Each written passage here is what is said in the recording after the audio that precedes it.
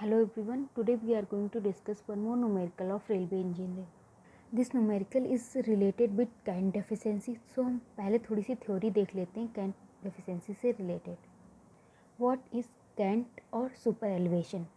Transportation engineering में हम इसको सुपर एलिवेशन बोलते हैं एंड रेलवे इंजीनियरिंग में कैंट बोलते हैं. सो कैंट या सुपर एलिवेशन क्या होता है? When train negotiate on a horizontal curve it is subjected to centrifugal force which act और pushes the train away from the centre of the curve. So जब हमारी train या कोई भी व्हीकल कर्व पे मूव करता है तो कर्व की वजह से उसमें एक सेंट्रीफ्यूगल फोर्स लगने लगता है बाहर की तरफ. इस फोर्स को ओवरकम करने के लिए हम क्या करते हैं, थोड़ा सा एलिवेशन प्रोवाइड कर देते हैं. लाइक ये हमारी अगर रेल ट्रैक है ये, तो इसमें हम इसको थोड़ा सा उठा देंगे इसके कंपैरिजन में. इसी को हम कैंट कहते हैं एंड ट्रांसपोर्टेशन इंजीनियरिंग में इसको हम सुपर एलिवेशन बोलते थे. सुपर एलिवेशन का या कैंट का जो फार्मूला होता है, ये कैंट कितना हमें प्रोवाइड करना है वो निकालने का फार्मूला होता है GV²/127R. यहाँ पे जो V है वो हम किलोमीटर पर आर में रखेंगे और ये स्पीड ऑफ ट्रेन है. ई एलिवेशन जो हमारा आएगा मीन्स कैंट है वो मीटर में आएगा. एंड जी dynamic gauge for BG track. ये जो जी है ये डायनेमिक गेज है. हमारे जो पहले हमने पढ़े थे broad gauge and metre gauge, ये इससे थोड़ा सा डिफरेंट है बिकॉज जो डायनेमिक गेज होता है, dynamic gauge is the centre to centre horizontal distance between rail. जो हमारे डायनेमिक गेज है वो सेंटर ट्रेन जो रेल है, रेल के सेंटर, एक सेंटर से दूसरे सेंटर की डिस्टेंस डायनेमिक गेज होती है. एंड जो हमारे नॉर्मल गेज होता था मीन्स व्हील गेज, ये क्या होता था, इनर फेस के बीच की डिस्टेंस होती थी. तो जी की वैल्यू जो है बीजी के लिए, ब्रॉड गेज के लिए क्या होगी 1750 mm and for metre gauge it is 1058 mm. Now इस ट्रैक से जो हमारी रेल्स पास करेंगी उनकी स्पीड अलग अलग होगी. ऐसा तो नहीं है कि सारी रेल की जो ट्रेन है उनकी स्पीड एक हो. किसी की 70 होगी, किसी की 80 होगी, किसी की 120 होगी. तो इस ट्रैक को जो हम डिज़ाइन करेंगे उसमें जो वी क्या मानेंगे, ये भी हम वो मानते हैं इन तीनों का इक्विलिब्रियम जो होगा, एवरेज जो होगा वो भी हम यहाँ पे प्रोवाइड करेंगे. तो मान लेते हैं कि 70, 80 एंड 120 का एवरेज अगर 80 है तो हम क्या करेंगे, जो ई प्रोवाइड करेंगे वो 80 के लिए प्रोवाइड करेंगे. बट इस केस में क्या होता है कि जो तेज़ जा रही हैं लाइक 120 के लिए जो स्पीड वाली ट्रेन जाएगी उसके लिए जो कैंट होगा वो पूरा नहीं पड़ेगा. तो यहाँ पे कुछ कैंट डेफिशिएंसी हो जाएगी उस ट्रेन के लिए जिसकी स्पीड 120 होगी.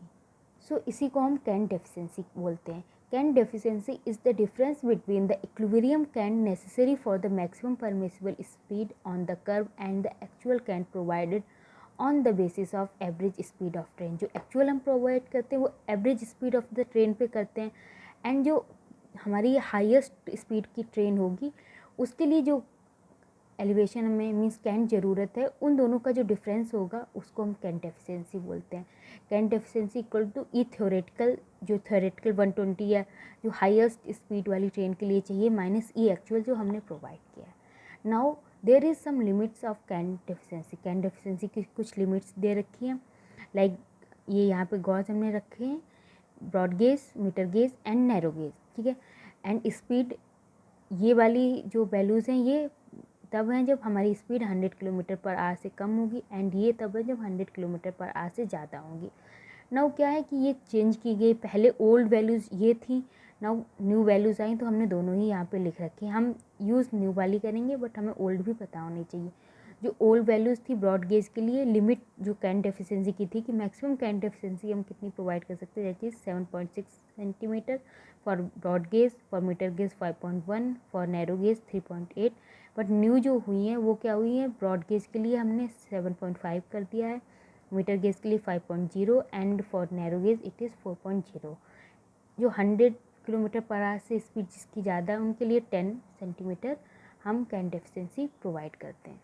Now let's come to our question. Our question is, on a 2-degree curve for a busy track, a actual cant is provided for a speed of 80 kilometre.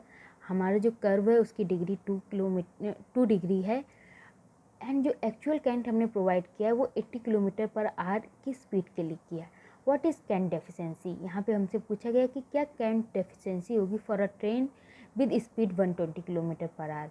जो हमारी train 120 kilometre per our से जाएगी उसको क्या cant deficiency होगी.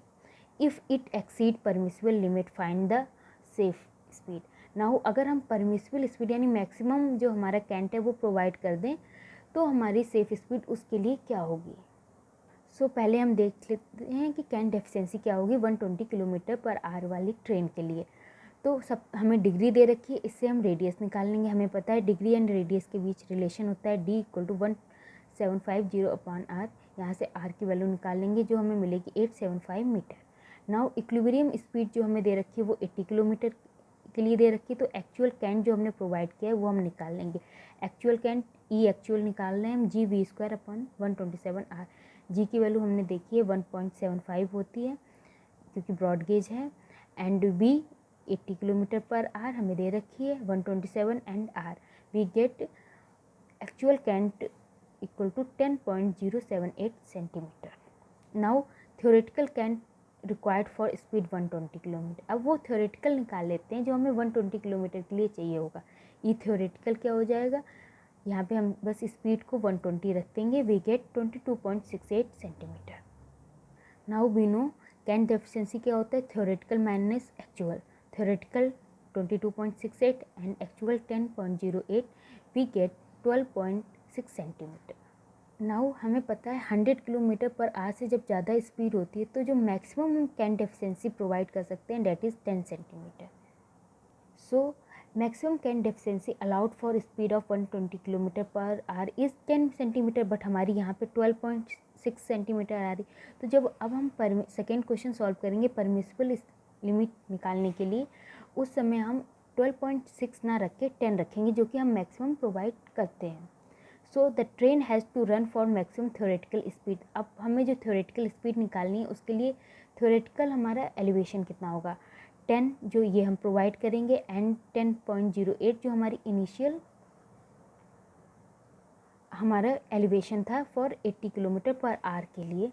सो इनको add करेंगे we get 20.08 centimetre. Now हम इतना एलिवेशन प्रोवाइड करेंगे, इसके लिए हम जो मैक्सिमम स्पीड है वो निकाल लेते हैं। द मैक्स स्पीड अलाउड मान लेते हैं वी मैक्स है। हमें यहाँ पे E की वैल्यू पता है तो हम इस फार्मूले से बी मैक्स की वैल्यू निकाल लेंगे। बी मैक्स की वैल्यू जो हमें मिलेगी that is 112.92 kilometre per hour. Hence maximum speed allowed जो होगी हमारे ट्रैक के लिए, जो हम ट्रैक डिज़ाइन करेंगे वो क्या होगी 112.92 किलोमीटर पर आवर। सो इस क्वेश्चन में जो हमसे पूछा गया था cant efficiency and safe speed, हमने दोनों ही निकाल ली हैं। Thank you.